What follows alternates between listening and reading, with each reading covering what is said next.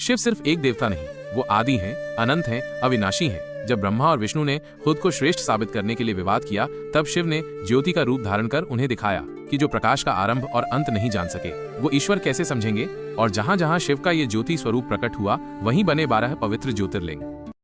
1. सोमनाथ, गुजरात। सोमनाथ शिव का पहला ज्योतिर्लिंग, जहां शिव स्वयं चंद्रमा की पुकार पर प्रकट हुए।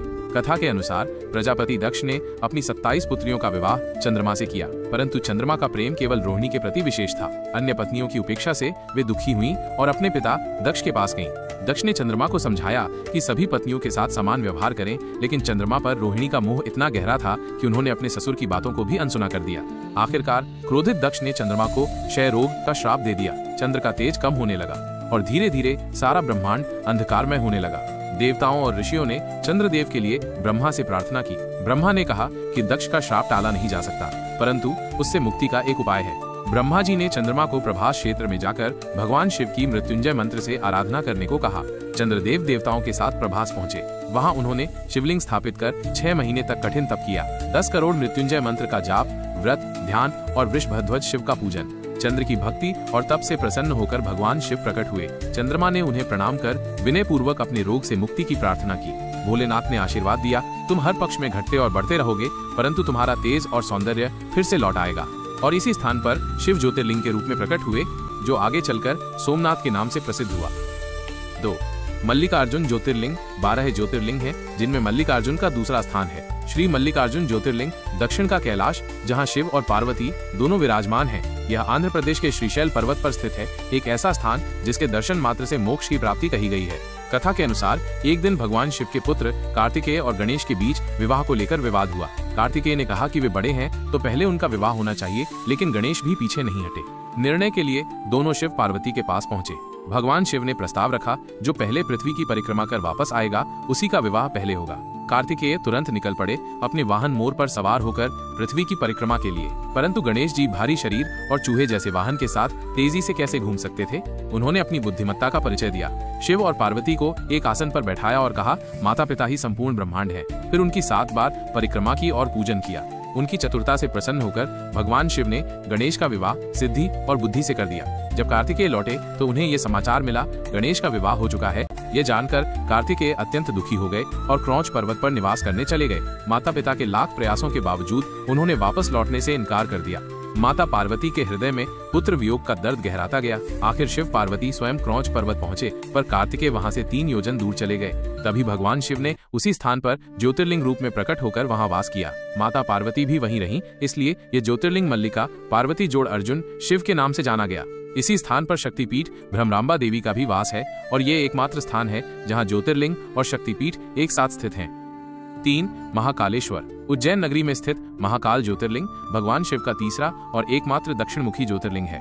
शिव पुराण के अनुसार अवंती उज्जैन नगरी में वेदप्रिय नामक एक शिव भक्त ब्राह्मण रहा करते थे, जो प्रतिदिन पार्थिव लिंग का पूजन करते थे।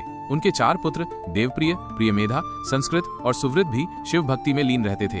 उधर दूषण नामक एक दैत्य, जिसने ब्रह्मा से अजयता का वर पाया था, धर्म और वेदों का नाश करने लगा। अंततः वो अपनी विशाल सेना के साथ अवंती पर चढ़ आया। ब्राह्मणों को मारने का आदेश देते हुए वो स्वयं भी उन 4 शिव भक्त भाइयों के पास पहुंचा, परंतु वे चारों डरने के बजाय भगवान शिव के ध्यान में लीन हो गए। जैसे ही दूषण ने उन पर हमला करने का प्रयास किया, उसी क्षण पार्थिव लिंग की जगह एक तेज गर्जना के साथ एक विशाल गड्ढा प्रकट हुआ और उस गड्ढे से प्रकट हुए स्वयं भगवान शिव महाकाल के विकट रूप में। शिवजी ने गर्जना करते हुए कहा, अरे अधर्मी, तुझ जैसे पापियों के विनाश के लिए ही मैं महाकाल के रूप में आया हूँ। शिवजी ने केवल अपने हुंकार से दूषण और उसकी सेना का संहार कर दिया। दैत्य भाग खड़े हुए और आकाश से फूलों की वर्षा होने लगी। प्रसन्न होकर भगवान शिव ने उन 4 भाइयों से वर मांगने को कहा। उन्होंने निवेदन किया, हे प्रभु, आप यहीं सदा के लिए निवास करें और दर्शन करने वालों को कल्याण प्रदान करें। भगवान शिव ने उनकी प्रार्थना स्वीकार की और उसी स्थान पर महाकालेश्वर के रूप में स्थिर हो गए, जहां से आज भी वे भक्तों की रक्षा करते हैं और उन्हें मोक्ष का मार्ग प्रदान करते हैं।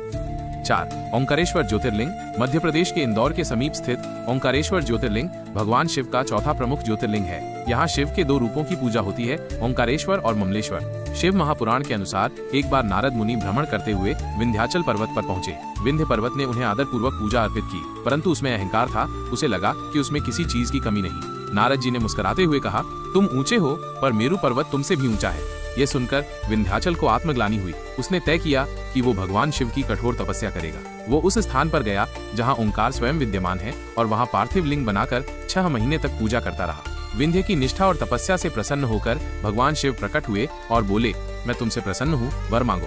विंध्य ने शिव से उत्तम बुद्धि की याचना की, जिसे शिव ने सहर्ष स्वीकार किया। उसी समय वहाँ ऋषि और देवता भी पहुँचे और भगवान से प्रार्थना की, हे शिव, कृपा करके यहीं सदा के लिए विराजिए।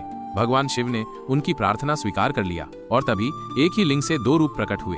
जो प्रणव रूप में प्रकट हुए वे कहलाए ओंकारेश्वर, और जो पार्थिव लिंग में प्रतिष्ठित हुए वे कहलाए ममलेश्वर या अमलेश्वर। इस प्रकार ओंकारेश्वर और परमेश्वर नाम से प्रसिद्ध हुए ये ज्योतिर्लिंग आज भी भक्तों को दर्शन देकर उनका कल्याण करते हैं। 5. केदारनाथ। महाभारत का युद्ध समाप्त होने के बाद यद्यपि पांडवों को विजय प्राप्त हुई, लेकिन वे अपने कई प्रियजनों को खो चुके थे। भगवान श्री कृष्ण ने उन्हें बताया कि वे ब्रह्म हत्या, गुरु हत्या, कुल हत्या जैसे पापों के भागी बन चुके हैं और इसका प्रायश्चित केवल भगवान शिव ही कर सकते हैं। पांडवों की शिव की खोज। श्री कृष्ण के निर्देश पर पांडव काशी पहुंचे, लेकिन भगवान शिव पहले ही वहां से चले गए क्योंकि वे पांडवों से क्रोधित थे। शिव उनसे छिपते हुए उत्तराखंड के गढ़वाल क्षेत्र में चले गए। पांडव भी वहां पहुंचे और शिव को खोजने लगे। शिव का बैल रूप में अवतार। भगवान शिव ने स्वयं को छिपाने के लिए एक बैल रूप धारण कर लिया और पशुओं के झुंड में जा मिले। भीम ने एक युक्ति से अपने शरीर को पर्वत जितना बड़ा किया और पशुओं को भयभीत कर भगाने लगा। तभी उसने एक स्थिर खड़े बैल को देखा जो टस से मस नहीं हुआ। भीम समझ गया कि ये शिव का ही रूप है। जैसे ही वो बैल को पकड़ने दौड़ा, शिव धरती में समाने लगे, लेकिन भीम ने बैल की पीठ को पकड़ लिया जो वहीं रह गई और बाकी शरीर के 4 भाग उत्तराखंड के अन्य क्षेत्रों में प्रकट हो गए। पंचकेदार की स्थापना। पीठ केदारनाथ, मुख रुद्रनाथ, भुजाएं तुंगनाथ, नाभि मदमहेश्वर, जटाएं कल्पेश्वर। इन 5 स्थलों को पंचकेदार कहा जाता है। पांडवों ने इन्हीं स्थानों पर शिवलिंग स्थापित किए और मंदिरों का निर्माण करवाया। भगवान शिव ने प्रसन्न होकर उन्हें पापों से मुक्त कर दिया।